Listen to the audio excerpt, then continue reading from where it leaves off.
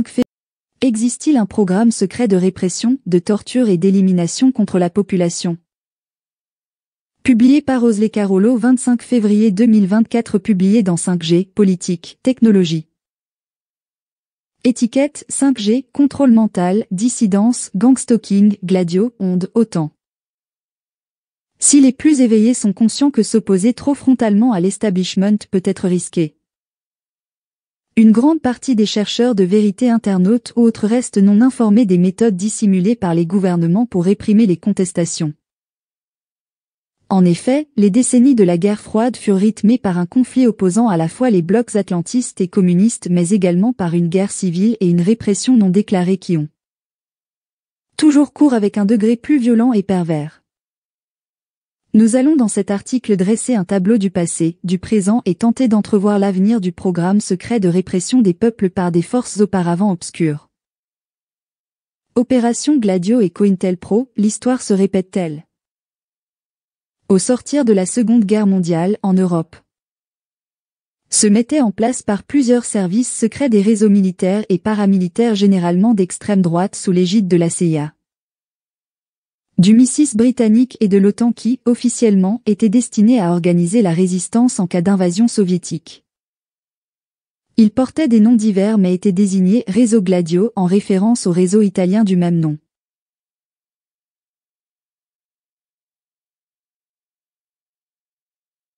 Ces structures répondant aux mêmes ordres étaient dans l'ensemble méconnues des gouvernements à cause de l'omerta criminelle de plusieurs ministres de la Défense et personnels du renseignement. D'après les travaux très sérieux de l'historien suisse Daniel Gansé ainsi que ceux d'autres chercheurs, ces réseaux ont, dans les faits, servi à commettre des assassinats politiques, des attentats terroristes sous faux drapeaux et coups d'État violents. Le recours à des réseaux mafieux est également documenté comme cela a été le cas pour la Turquie avec le scandale de Susurluk. Bien qu'étant sous le commandement de l'OTAN, des pays neutres tels que la Suisse et l'Espagne étaient concernés par le scandale. En ce qui concerne la France, même après avoir quitté l'OTAN en 1966 sous le général de Gaulle, ces activités continuèrent avec entre autres la collaboration du service de documentation extérieure et de contre-espionnage et ensuite la DGSE. Il y a fort à parier que les disparitions de Coluche et de Daniel Balavoine leur soient imputables.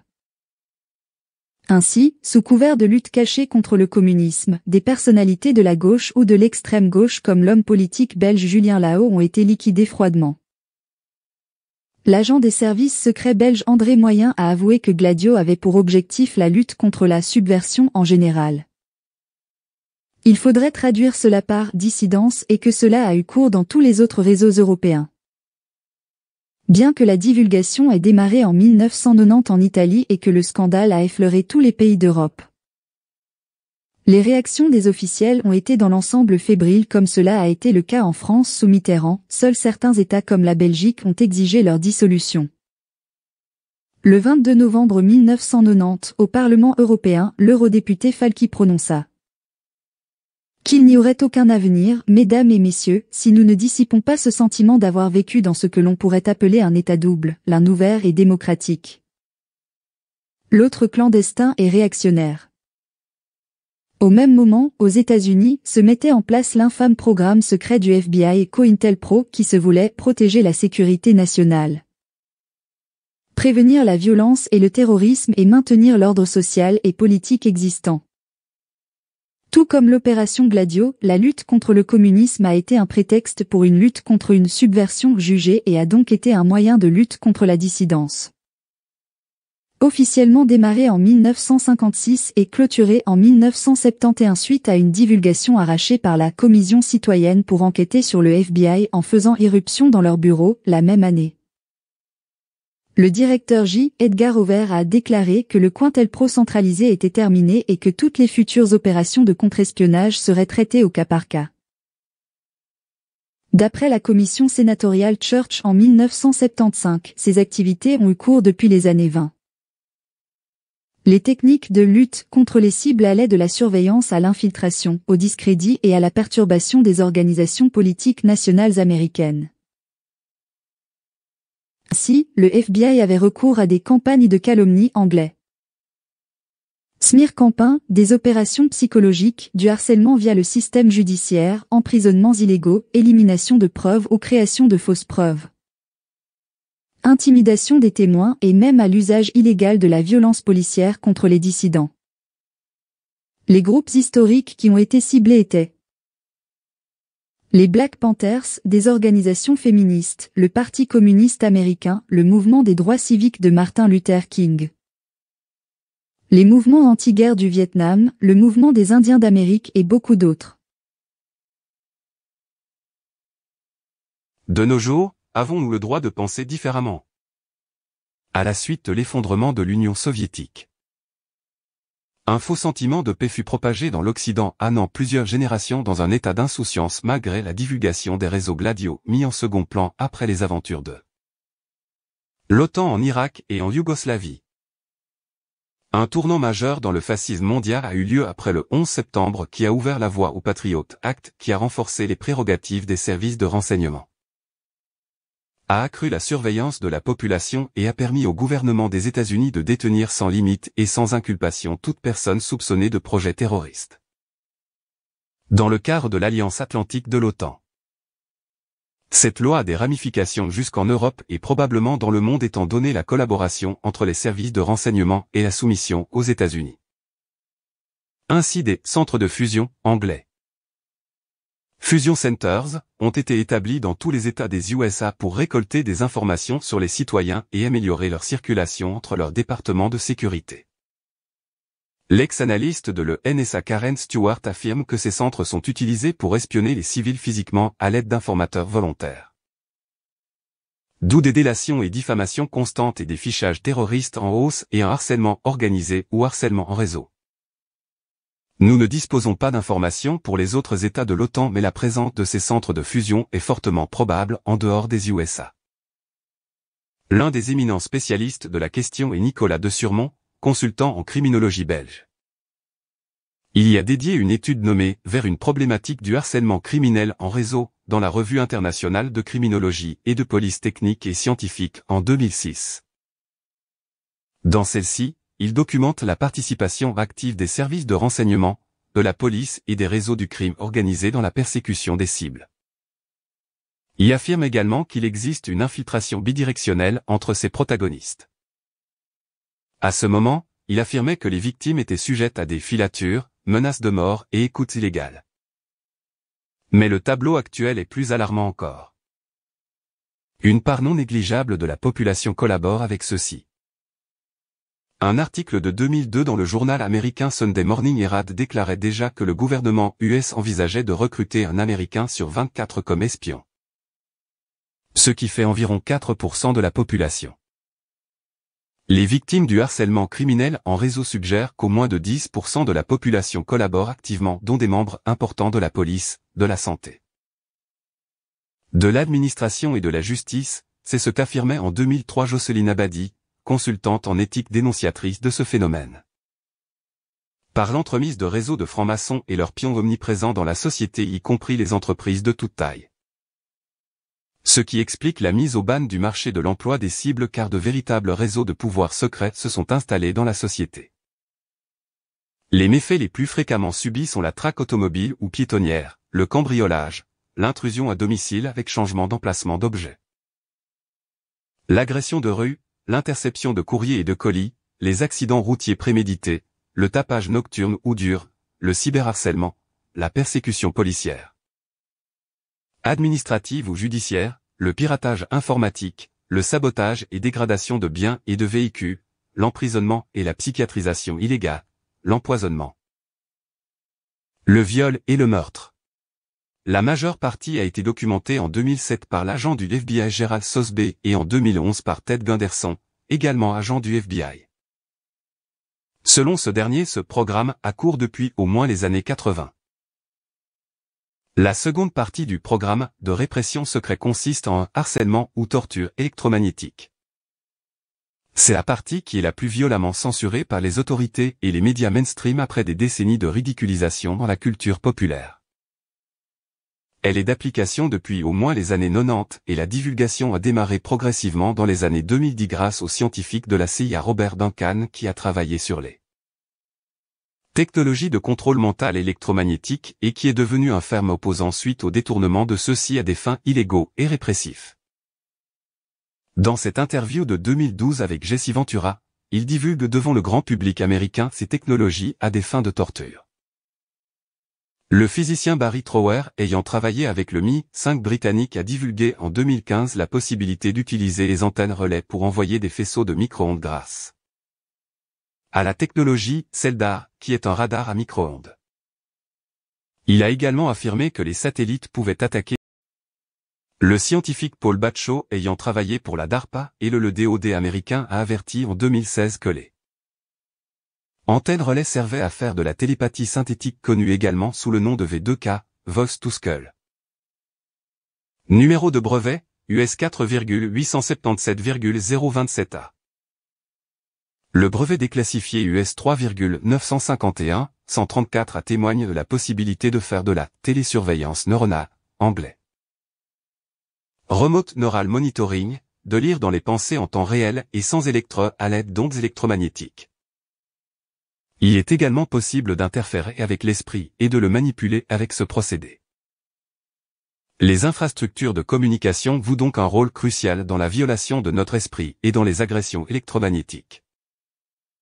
Le scientifique Tim Riffa affirmait en 1999 que des criminels pouvaient avoir des armes électromagnétiques portables.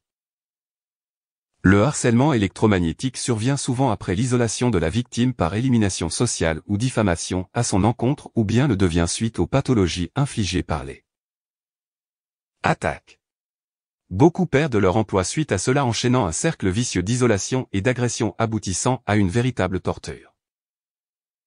Les symptômes les plus courants d'agression électromagnétique sont fatigue soudaine et chronique, insomnie, réveil nocturne répété avec ou sans sueur, vieillissement, dysfonctionnement voire crise cardiaque, douleurs intenses, organes, muscles, os.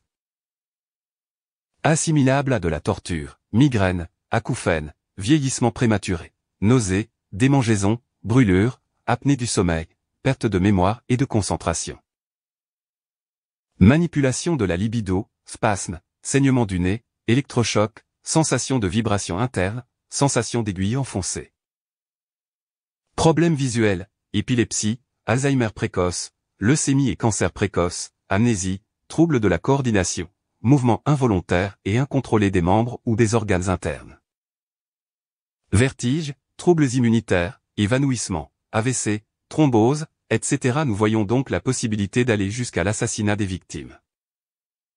Ce qui pourrait expliquer les décès récents et prématurés de lanceurs d'alerte. Parmi les symptômes psychologiques, la victime peut percevoir des voix ou des sons oppressants que personne d'autre ne peut entendre. Technologie Voice of God ou V2K. Voice to Skull. Elle peut également souffrir de pseudopsychose induite, de cauchemars synthétiques induits et d'instabilité émotionnelle. Une série d'autres maladies psychiatriques peut être induite. Dans une certaine mesure, du contrôle mental peut être induit à cause de messages subliminaux et radiofréquences, mais les résultats peuvent varier. Cette violence délibérée est motivée apparemment par la prévention et la répression des dissidents ou des internautes insoumis, mais après analyse des témoignages des victimes. On observe que le sadisme et la revanche sont le plus souvent à la source de la problématique. En effet, la plupart sont parfaitement innocents et n'ont jamais eu de quelconque activité politique ou subversive. Le harcèlement démarre souvent donc sans aucune raison apparente, bien que des fois, une dénonciation, un conflit de voisinage ou un procès judiciaire peut en être à l'origine. Des scientifiques lanceurs d'alerte comme le médecin américain John Hall affirment que cela peut se faire dans le cadre d'expérimentation. L'objectif recherché est l'élimination sociale dans un premier temps et physique par la suite. Il n'est pas rare que l'on cherche à provoquer des comportements violents chez la cible. Plusieurs tueries de masse et attentats ont certainement été provoqués par cette technologie abjecte. La docilité et l'apathie de la population est causée par l'écosystème d'ondes mortifères et de contrôle mental selon nous. On observe fréquemment chez les victimes un profil intellectuel, parfois spirituel, sensible, honnête, original, libre penseur et intègre. Ils peuvent parfois disposer de talents rares et avoir des connaissances profondes sur les manigances de l'état profond. Si elles tentent de parler de ce qu'elles vivent à la police, elles sont redirigées fréquemment et injustement en psychiatrie à cause des directives dictées par des cadres corrompus. Notre message est qu'elles ne sont pas folles et méritent de regagner leur amour-propre. Des sondages effectués sur Telegram et VK sur un échantillon de 99 individus montrent que près de 40% des internautes éveillés et chercheurs de vérité se reconnaissent dans les symptômes du ciblage. Et se sentent donc ciblés. Les symptômes les plus fréquents sont la fatigue soudaine, les insomnies, les douleurs, les pertes de mémoire et de concentration, le sentiment d'être traqué et le piratage. Bien qu'il y ait une multiplication d'articles sur le sujet des armes électromagnétiques suite au syndrome de la Havane, et plus récemment la capacité de la chaîne d'infliger des neurotriques, ces sujets sont minimisés dans les journaux parlés et seuls des lecteurs assidus comprennent vers où se dirigent les avancées militaires, mais sans savoir que cela a été utilisé illégalement sur des civils pendant plus de 30 ans. Les moyens de protection élémentaires sont le passage à l'Internet filaire, rétrogradé de la 4G à la 3G et bien évidemment boycotter la 5G, s'entourer d'aimants néodymes et mettre de l'aluminium sur les fenêtres. La firme suisse Isild propose des tentes, peinture et des films pour fenêtres protecteurs. La supplémentation en vitamines ENaC peut aider à surmonter la fatigue et le vieillissement, et il est important de pratiquer une bonne pureté spirituelle pour soi et dans son habitat. Le jeûne peut également apporter plusieurs bienfaits. Que nous réserve l'avenir? Insatisfait des résultats aléatoires sur les premiers individus ciblés, l'État profond a décidé de mettre les bouchées doubles en nous inoculant des nanotechnologies par tous les moyens, à savoir l'alimentation, les injections en tout genre, les tests PCR et peut-être même les chantrailles. James Giordano, neurologue à la DARPA, a avoué que des nanoparticules seront utilisées pour lire dans les pensées des individus, mais que cela pourrait également être détourné pour exercer du contrôle mental. En 2016, Klaus Schwab avait dévoilé sur RTS que dans les 10 années à venir, nous serions équipés de puces portables, anglais, wearables, mais qu'il est possible que par la suite elles soient directement implantées dans le cerveau. Un cap a été franchi en janvier dernier lorsqu'Elon Musk a annoncé avoir implanté la première puce Neuralink chez un homme. Les nanoparticules couplées avec les dispositifs Bluetooth Mac et les futures puces cérébrales seront utilisées pour connecter les individus à des interfaces cerveau-machine, ICM, anglais, PSI, qui seront certainement contrôlées par une IA maléfique. En 2020, le GCSP, qui se présente comme une fondation internationale pour promouvoir la paix dans un monde de plus en plus connecté, reconnaissent que ces interfaces chercheurs les mieux informés et conscients du potentiel détournement technologiques comme Raphaël Juste et Jared Genseon créent la Fondation pour les neurodroits avec ses 5 axes. 1. Protection de l'identité personnelle. 2. Protection contre les biais. 3. Droit à la vie privée mentale et contrôle des neurodonnées. 4. Protection du libre arbitre. 5. Un accès équitable à ces technologies. La communauté des individus ciblés considère que ces neurodroits sont dérisoires face à la menace dissimulée des neuroarmes psychotroniques meurtrières, de l'IA et de la 5G. En effet, ce réseau, qui attend d'être surpassé par une 6G et même plus, utilisera le beamforming pour attaquer les cibles avec plus de violence. Ricardo Delgado de la Quinta Columna a dévoilé en 2022 que la fréquence 26 GHz de la 5G est le signal optimal pour la multiplication du signal des transistors de graphène. Nous l'interprétons comme la fréquence de couplage parfaite pour le harcèlement des cibles et le contrôle mental total. Selon le témoignage d'une victime, son harcèlement s'est aggravé après avoir reçu ses injections COVID. Ainsi, les individus ciblés prévoient l'aggravation du génocide qu'ils ont vécu en génocide global avec un contrôle mental de plus en plus inévitable et au mieux une augmentation de maladies psychologiques artificiellement maquillées en schizophrénie par la psychiatrie complice ainsi que des maladies organiques provoquées dont une sorte de fibromyalgie pour punir tous ceux qui. En effet, l'écosystème d'armes électromagnétiques et de contrôle mental est établi pour tuer toute contestation authentique dans l'œuf et les étouffer avec l'opposition contrôlée. Nous appelons à l'union des individus ciblés et non ciblés, et des vaccinés et non vaccinés contre la tyrannie post-dystopique que nous réservent l'oligarchie et les fascistes invisibles qui dépassent peut-être le web et le sionisme. Nous souhaitons également que la sécurité physique et mentale soit ajoutée à ces droits, et que les infrastructures de communication ne soient plus militarisées. La meilleure stratégie est de sensibiliser un maximum de personnes en partage cet article par exemple et en témoignant si vous vous sentez ciblé.